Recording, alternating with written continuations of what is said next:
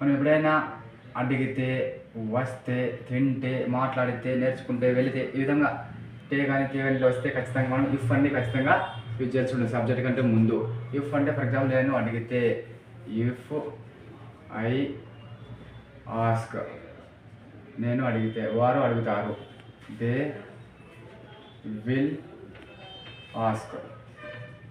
Next మీరు వస్తే, if you come, నేను వస్తాను, ఐ విల్ కమ్. నెక్స్ట్ అతడు తింటే మేము తింటాము, ఇఫ్ హీ, అతడు అంటే he, if he eat,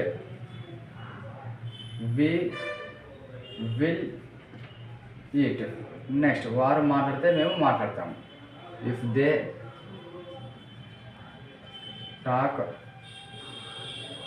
we will talk. Next విద్యార్థులు నేర్చుకుంటే వారు పరీక్ష పాస్ అవుతారు.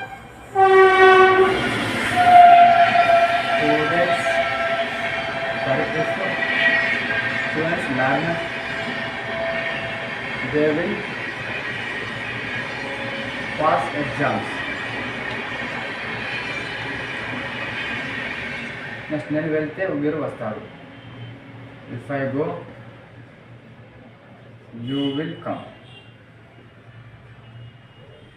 ఈ విధంగా అడిగితే వస్తే వచ్చినప్పుడు సబ్జెక్ట్ ముందు ఇఫ్ వాడితే మనం ఈజీగా సెంటెన్స్ అనేది క్రియేట్ చేయొచ్చు. ఈ విధంగా ట్రై చేయండి, ఈజీగా నేను ఇంగ్లీష్ నేర్చుకుంటాను.